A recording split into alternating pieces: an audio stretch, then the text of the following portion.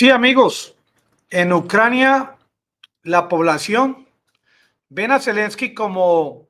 esta persona que ha sido capaz de buscar unos vínculos, unas ayudas de parte de Occidente,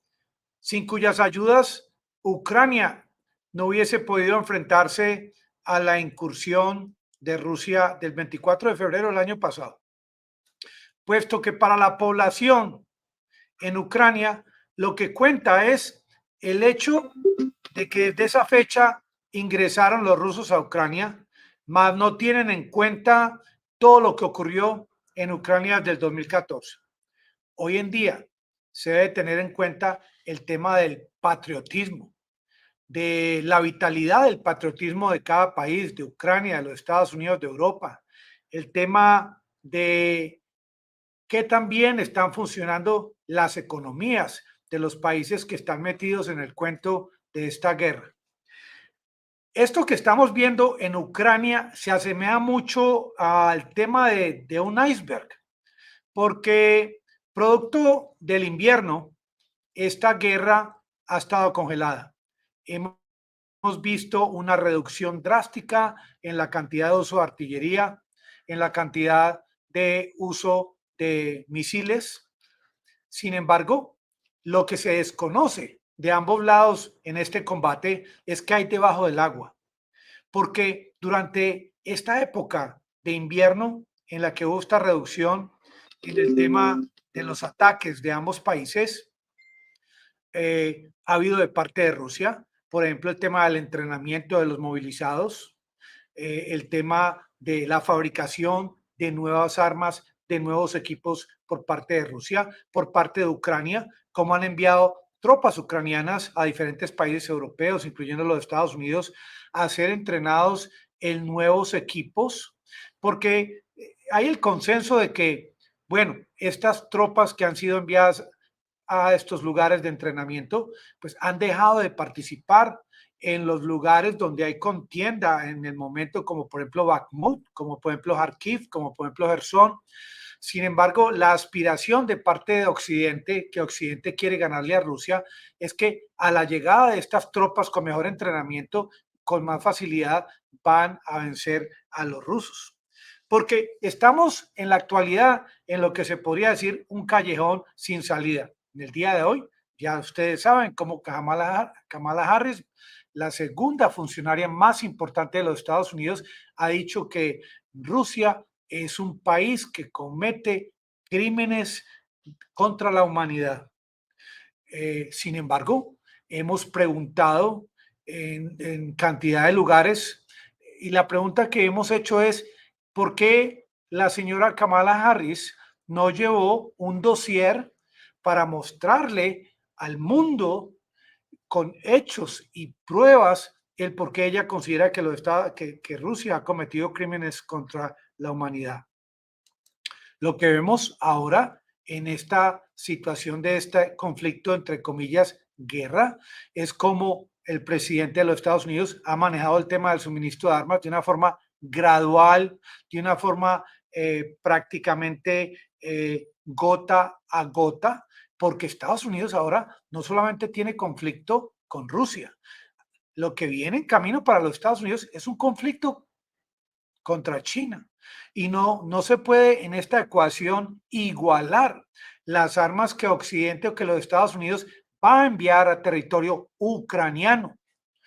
Armas y munición para luchar sobre tierra, que las armas y munición que está preparando Estados Unidos para enviar, por ejemplo, al Asia Oriental,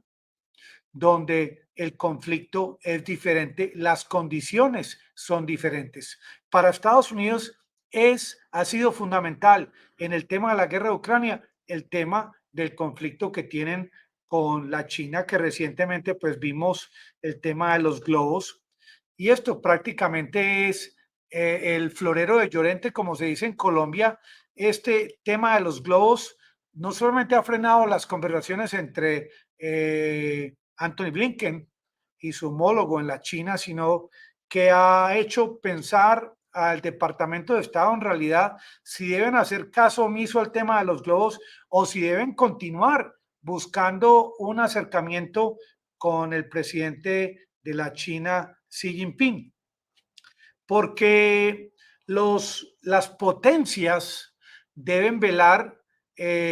por el tema del largo alcance. No solamente deben pensar en el tema micro de lo que está ocurriendo en Ucrania, sino lo que podría ocurrir a futuro cercano. Mientras se negocia allá en Múnich con el tema de la conferencia de seguridad, la situación en Bakhmut es la que ustedes van a ver en pantalla. Esto es real al día de hoy, día 18 de febrero. También hay un comentario de que Rusia muy posiblemente va a perder en este conflicto ya para el segundo año 190.000 millones de dólares. ¿Qué significa esto? Significa que Rusia, que depende del petróleo, del gas, minerales, del uranio, entre otros, pues tiene que buscar una compensación, un equilibrio con estos commodities, y Rusia tiene una gran amistad con la OPEP. Con toda seguridad, lo que vamos a ver a futuro es un incremento en los precios de los hidrocarburos con los que Rusia va a compensar estas pérdidas que vienen en camino. Ahora, lo que propone Occidente, lo que propone, por ejemplo, Victoria Nuland de los Estados Unidos, que es el de que Ucrania utilice armas de largo alcance para atacar Crimea, para destruir todos estos puentes terrestres y marítimos, para prácticamente aislar Crimea de Rusia, que esto sería un mensaje para Vladimir Putin para que contemple el tema de la negociación. Sin embargo, y ahora que me acuerdo, hace unos meses intentaron destruir el puente de Kerch con este camión lleno de explosivos, que ese puente sigue en reconstrucción, lo siguen reparando. Y yo me pregunto, ¿ha habido algún otro ataque posterior? ¿Y se acuerdan ustedes, amigos del canal, cuál fue la respuesta de Rusia cuando atacaron el puente de Crimea o el puente de Kerch? Esta respuesta yo creo que no se le puede olvidar a Zelensky, que está allá en su búnker, algunos dicen que está en Polonia, porque también se contempla en el tema de quién va a ganar o perder, porque yo he visto a Zelensky atendiendo tantas invitaciones, ha sido prácticamente catalogado como el hombre del siglo, el hombre con más heroísmo a nivel mundial, que más heroísmo ha desplegado. Y yo me pregunto, ¿qué tal si a este hombre lo secuestran? Esto, ¿qué respuesta se recibiría de parte de Occidente? ¿Inmediatamente negociarían con quien venga a reemplazarlo o aceptarían un diálogo? Miren, es que no solamente para decir quién va ganando o quién va perdiendo, es lo que dicen en los discursos, como lo que hemos escuchado en los últimos días, es lo que dice el pueblo, como el pueblo alemán, que ha salido a las calles a protestar, no solamente por esta conferencia de seguridad, sino por el tema de que están buscando prolongar esta guerra. Ahora, el tema nuclear es un asunto que hay que tener en cuenta, porque por un lado está el tema del uso nuclear y por el otro lado, como está haciendo Putin, que Putin por ningún lado, a pesar de sus anteriores amenazas, está tocando este tema, es el tema de, o la otra cara de la moneda, que es prolongar este conflicto. Y al prolongar el conflicto, lo que estamos viendo es que las probabilidades aumentan de que haya más muertos de ambos bandos, de Rusia y de Ucrania. Ahora, esta situación de estos territorios anexados, Putin no los va a negociar,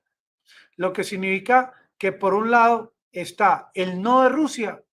por el otro lado está el no de Occidente y la luz verde para que continúen enviando armas a Ucrania, puesto que el mensaje para Europa, que lo hemos visto en esta última conferencia, es que hay un consenso en el Congreso de los Estados Unidos a favor de seguir enviando armas a Ucrania, a pesar de que hay unos grupos que se apartan de este tema, Y mientras exista este consenso en el Congreso de los Estados Unidos, todos estos países europeos que asistieron a esta reunión, que dicen que van a enviar tantas armas a Ucrania, van al máximo a tratar de seguir las exigencias de parte de Estados Unidos, aunque Estados Unidos no va a ir directamente a estos países a esculcar sus arsenales, pero estos países, perdón, saben que hay muchos intereses de por medio, contratos, hay mucho lobby que se ha hecho ante el Congreso de los Estados Unidos y a pesar de que en la época de Trump se decía y en la época de Macron se decía que la OTAN no tiene cerebro, de que la OTAN no está pagando sus derechos, sus obligaciones para recibir protección de Estados Unidos, ahora en la época del presidente Biden se ha cambiado de tono y estos países en Europa entienden que para Estados Unidos es muy importante que ellos colaboren. Ahora, ¿qué se puede contemplar también entre el tema de quién va ganando o perdiendo? Que ahora que continúen con el tema de los famosos tanques Leopardo y los Abrams, que Rusia contemple el tema de atacar, por ejemplo, estos barcos, estos tanques Leopard al interior de barcos que envíen desde Canadá, o que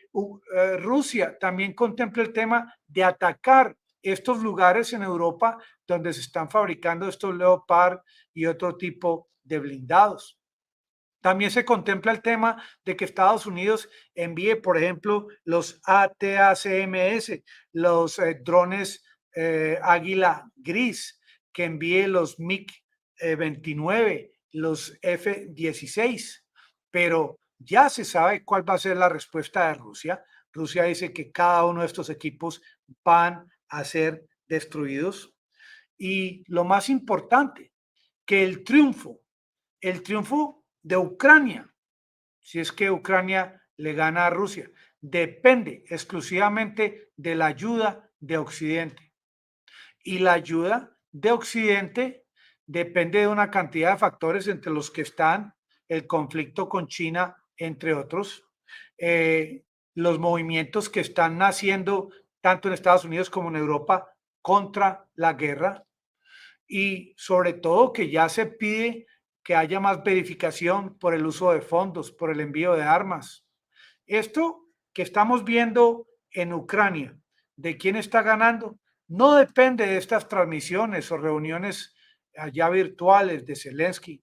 depende también de,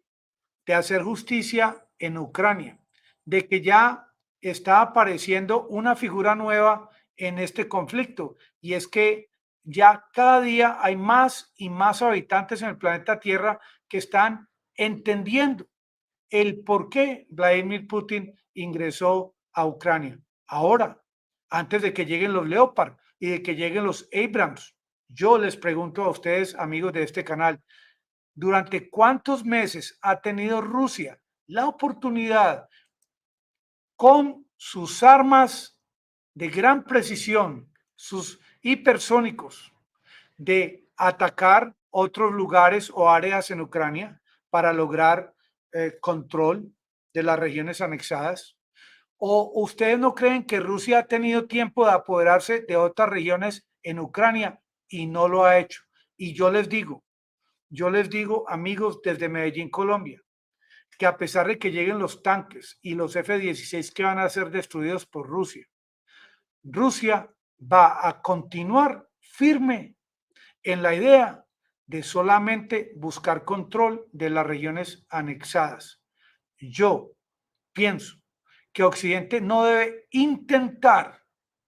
con el arma menos letal que tenga a su disposición, de tratar de apoderarse de Crimea, porque esto realmente dañaría las reglas de juego que estamos viviendo, de esta prolongación y que al fin y al cabo no ha habido un escalamiento nuclear. Y esto, por mucho que Occidente no lo quiera aceptar, en la profundidad de los cerebros de estos altos mandos militares y civiles, existe ese temor de que Rusia inicie un escalamiento nuclear si, por ejemplo, atacan a Crimea. Muchas gracias por participar y por favor suscríbanse y hunda la campanita. Mañana nos vemos.